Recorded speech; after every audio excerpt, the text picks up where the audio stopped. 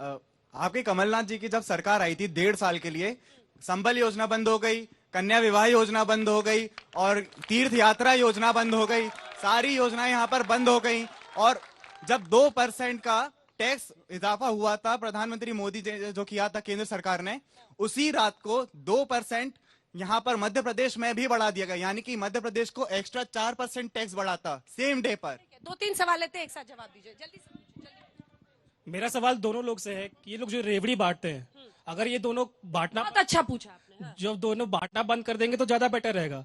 आखिर कब तक ये लोग रेवड़ी पे ही काम चलाएंगे और रेवड़ी पे ही सरकार बनाते वो जाएंगे? कहते हैं लाडली में 1250 दे रहे हैं, फिर 3000 करेंगे, ये 1500 की बात कर। देखिए, आप दोनों से एक सवाल है कि युवाओं की बात दोनों सरकार करती है, शासन चुनाव क्यों नहीं हो रहे हैं मध्य प्रदेश में? मेरा ये सवाल है कि मध्य प्रदेश में केवल रोटी कपड़ा मकान तक ही मध्य प्रदेश सीमित रहेगा या कंप्यूटर के क्षेत्र में, संचार के क्षेत्र में, परिवहन के क्षेत्र में भी मध्य प्रदेश आगे बढ़ेगा? चलिए ठीक है, इस तरफ से 1-2 सवाल लेते हैं, उसका जवाब। मेरा सवाल है कि आप लोग यहाँ बैठे बैठे मणिपुर और अमेरिका तो घूम लिए, लेकिन क्या मध्य प्रदेश की जनता को शिक्षा की नहीं जरूरत है? क्या मध्य प्रदेश की जनता को बिजली की नहीं जरूरत है? क्या मध्य प्रदेश जनता को सड़क की नहीं जरूरत है? क्या मध्य प्रदेश की जनता को रोजगार की नहीं जरूरत है? इन तमाम सवालों का जवाब दीजिए आप लोग। मैं पूछूंगा इनसे सवाल। मैं अब आपसे पूछना चाहता हूं क्योंकि आपकी सरकार बहुत दिनों से यहाँ पे है। आसपास के गांव जो है, बिशनखेड़ी एक गांव है, मैं वहां पे रहता हूं। वहां पे सड़कों के हालात इतने खराब हैं कि कहा नहीं जा सकता है। आप मध्य प्रदेश की बात करते हैं, अभी मध्य प्रदेश पर प्रत्येक व्यक्ति पर जो है 40,000 रुपए जो है कर्जा है। तो आप बताइए, और 1,000 करोड़ और कर्जा आप लेने वाले हैं, तो आप बताइए इसके लिए क्या कर रहे हैं आप? जो ग्रामीण जो ग्रामीण के सवाल, जल्दी से लड़कियों के सवाल, जल्दी आइए, जल्दी आइए, जल्दी आइए। सर, मेरा सवाल ये है कि आज कांग्रेस सरकार से कि कांग्रेस सरकार वादा कर रही है कि हम सारे स्टूडेंट्स को पैसे देंगे जो आगे अपने शिक्षा में बढ़ोतरी करें, लेकिन हम ये चाहते कि शिक्षा क्यों नहीं मिल रही है हमें प्रॉपर? पैसे तो हमें ऐसे भी मिल जाएंगे कमाने से, अगर जॉब करने लगेंगे। ना जॉब की हमें कोई सुविधा है आपकी तरफ से, ना हमें कोई शिक्षा में भी कोई। कांग्रेस से शिकायत है, सरकार किसकी चल रही है? बीजेपी की। अब ये देखिए, ये छात्र है, अब सबको आप ऐसे मत करिएगा, ये छात्र हैं जो एक यूनिवर्सिटी से यहाँ पर आए हैं। नहीं, देखिए अंजना जी, मुझे लगता है नहीं, वो अगर वो सवाल कर रही है बच्ची ने जो इन्होंने झूठा वचन पत्र दिया है ना, उसके बारे में बोल रही है वो। अब जवाब दीजिए। मैं उत्तर देता हूँ। ज्यादातर देखिए, मुझे लगता है 18.5 वर्षों तक युवाओं के भविष्य को ठगने वाले जो हमारे भाजपा के साथी हैं, उन्होंने पूरी तरह से बड़े बड़े घोटाले किए। 6 साल से शायद मेरी छोटी बच्ची को नहीं पता होगा कि एमपीएससी में 0 भर्ती हुई है। ना आप रिजर्वेशन देना चाहते हैं, ना एग्जाम कराना चाहते हैं। एग्जाम हो जाए तो वो कोर्ट में लटका रहता है। कांग्रेस पार्टी से बच्चों को उम्मीद है, इसीलिए कांग्रेस पार्टी से सवाल है। मैं एक छोटी बच्ची को 2-3 आंकड़े शिक्षा के देना चाहूंगा। 21,000 स्कूल ऐसे हैं जिनमें मात्र एक टीचर है। 19 साल हो गए इनकी सरकार को, 18.5 साल। 90,000 टीचर्स के पद खाली हैं। 23,000 आंगनवाड़ी और 19,000 स्कूल ऐसे हैं जिनमें पीने का पानी नहीं। 4,000 स्कूल ऐसे हैं जिनके अंदर बच्चियों के पास टॉयलेट नहीं है। ये आंकड़े मेरे नहीं हैं, मैं कागज पीसीसी से गलत नहीं पकड़ के लाया हूं, मैं सही पकड़कर लाया हूं और आपकी नस पकड़ी लाए हैं। ये सारे के सारे जी बता दीजिए आपका सोर्स क्या है? आप बताइए, सोर्स बताइए। मेरा सोर्स आप सोर्स बता दीजिए। मैं बताता हूँ, मेरा सोर्स आज तक करने के लिए झूठ और फरेब के लिए आज तक का फोरम नहीं है। चलिए आप बता दो ना। मैं बता दो रहा हूँ, सुनिए, चुनौती देता हूँ हिम्मत आपको। की सुनिए ना, आप चुनौती मैं देता हूँ, चुनौती देकर जाता हूँ, चुनौती देता हूँ आपको। इस तरह से लफाजी करने के लिए मंच नहीं है। यथार्थ की बात करिए, झूठ और फरेब की बात मत करिए। इसी विधानसभा के पटल पर दिए गए, कौन से इसी विधानसभा की पटल पर दिए गए आंसर है सबके सभी। विधानसभा की कार्रवाई देखी? मध्य प्रदेश का शिक्षा केंद्र की कार्रवाई देखी? मध्य प्रदेश के शिक्षा केंद्र के आंकड़े हैं, ये मेरे नहीं है। इसी विधानसभा में दिए गए जवाब है। इसी विधानसभा के अंदर अंजना जी मैं रिक्वेस्ट कर रहा हूँ आपसे, आपकी साख मैं फिर कहूंगा, साख बहुत मैं ज्यादा फिर कहूंगा, अगर मुझे अलाउ मत करिए झूठ बोलने के लिए, और इनको भी अलाउ नहीं करिए। मैं जो बात बोल रहा हूँ ये ठीक है, वो कह रहे हैं कि आंकड़े गलत है, आप कह रहे हैं आंकड़े सही है। और कौन प्रश्न पूछेगा? जल्दी अंजना जी, एक मिनट। मेरा बीजेपी से सवाल है, एक सवाल है। लाडली बहनों के लिए तो बहुत कुछ किया, लाडलों के लिए क्या किया हम जैसे लड़कों के लिए? अंजना जी अब मुझे भी जवाब देने दीजिए आप। हाँ। ये एक हमारे युवा ने बहुत अच्छी बात बोली कि सड़कें नहीं बनी। मैं आंकड़े से बात करता हूं। आपने बात की सड़कों के विस्तार की और युवा बच्चे ने साथी। पूछा लाडलों के लिए क्या मैं कीजिएगा? उसका भी जवाब दूंगा।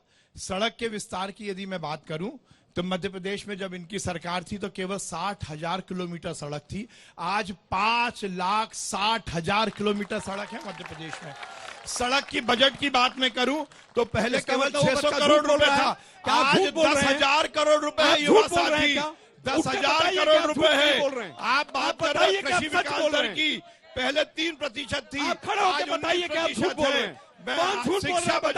शिक्षा बजट की बात, अरे मैं तो आंकड़े बोल रहा हूँ, इसका मतलब शिक्षा बजट पहले केवल 2500 करोड़ रुपए था, मतलब आज 38,000 करोड़ रुपए है। यदि शासकीय स्कूल की आप बात कर रहे हैं, कौन सा आंकड़ा लिया है आलोक जी? झूठ फरेब के लिए ये मंच उपयोग कर रहे हो आप। यदि ऊर्जा की बात करो, यदि ऊर्जा उत्पादन की बात करो, और जहां तक जिस समय मध्य प्रदेश में 10,000 करोड़ और कल्याण की राजनीति ने मध्य प्रदेश में इतिहास रचा है। इनके समय मिस्टर दिग्विजय सिंह थे तो मध्य प्रदेश बीमारू राज्य था, आज सबसे विकसित राज्य है। मध्य प्रदेश में विकास हुआ है।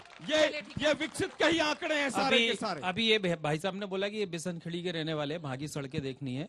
मैं करीबन 12 या 14 साल से राजनीति कर रहा हूँ बीजेपी की। अगर बीजेपी की अच्छा है, आपने ईमानदारी से बता दिया। एक मिनट सुनिए, अगर ये बिशनखड़ी में, चलो अभी आप मेरे साथ में, अगर वहां की गली सड़क आपको 1 नंबर ना मिले तो मैं राजनीति आज ही छोड़ दूंगा।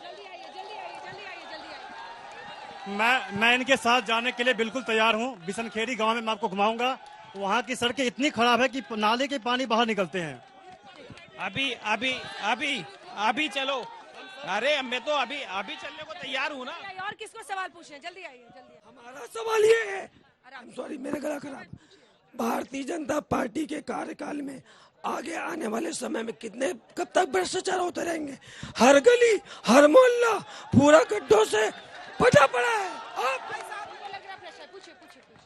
जी, मेरा सवाल दोनों सरकारों से है कि आप दोनों जो आंकड़े गिना रहे हैं, सबसे पहले हमें ये चाहिए कि ग्राउंड लेवल में कितने वर्क हो रहे हैं वहां पे जाके देखा जाए, क्योंकि ग्राउंड लेवल में जो वर्क हो, आप सारे पॉलिसीज और सारे एजेंडास बहुत सही लाते हैं, लेकिन ग्राउंड में जाते जाते वो सब बदल जाते हैं। तो ग्राउंड में जाके देखना चाहिए वर्क कितना है। बस आंकड़े विश्वास जी से मेरा सवाल है कि मध्य प्रदेश में सांसदों और मंत्रियों को उतारने की जरूरत क्या पड़ गई? क्या मध्य प्रदेश में नेता कम पड़ गए थे क्या?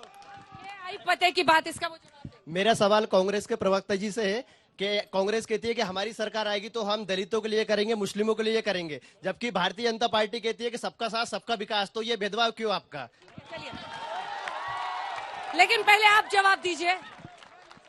आप लोगों के चेहरों पर भरोसा नहीं था क्या कि 3 केंद्रीय मंत्री को उतारा गया? युवा साथी को मैं कहना चाहता हूं, इन्होंने कहा कि इनको क्यों उतारा, क्या मध्य प्रदेश में लोग नहीं थे?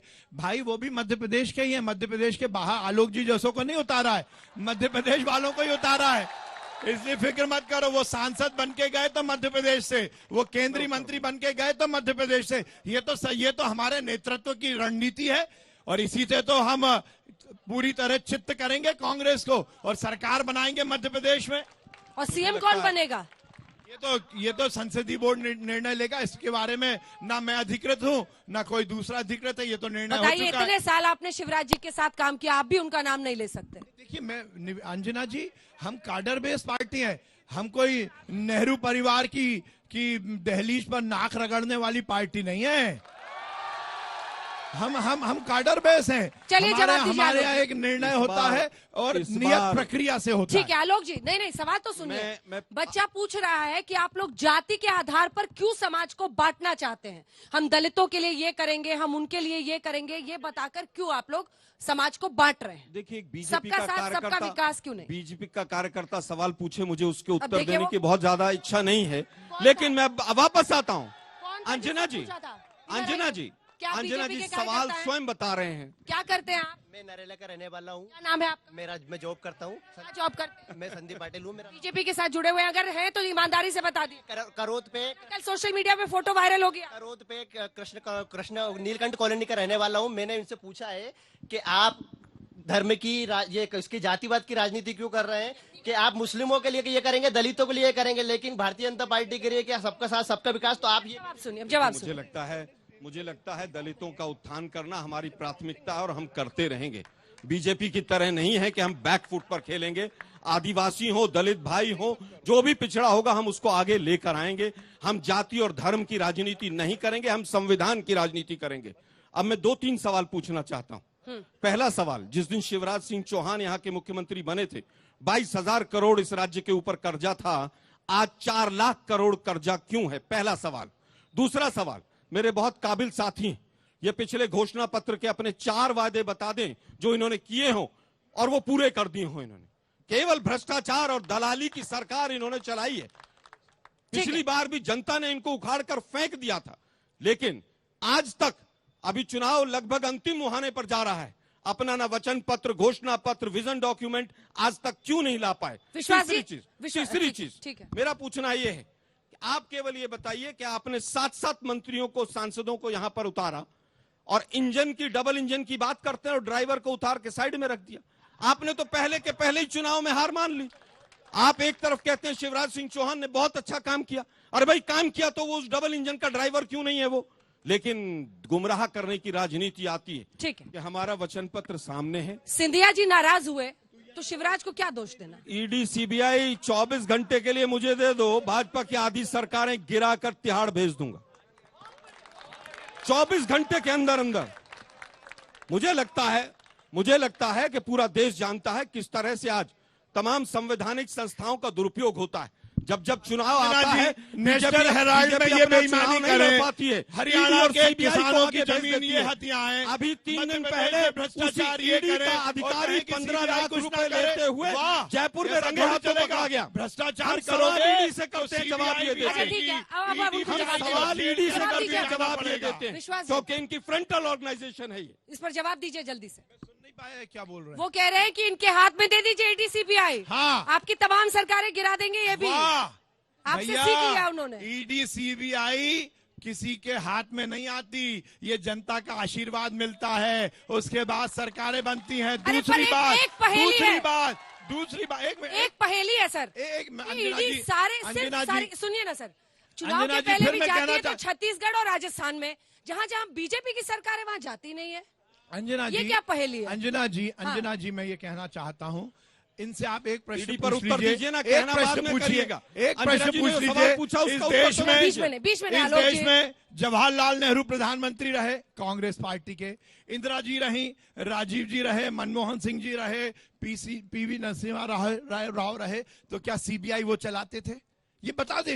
पहली बार हुआ कि सीबीआई का कार्यालय रात को 2 बजे दिल्ली पुलिस के हाथ घेर लिया हो। अरे भैया नेशनल हेराल्ड का बेईमानी उस समय नहीं हुई थी, अभी हुई है तो कार्रवाई होगी।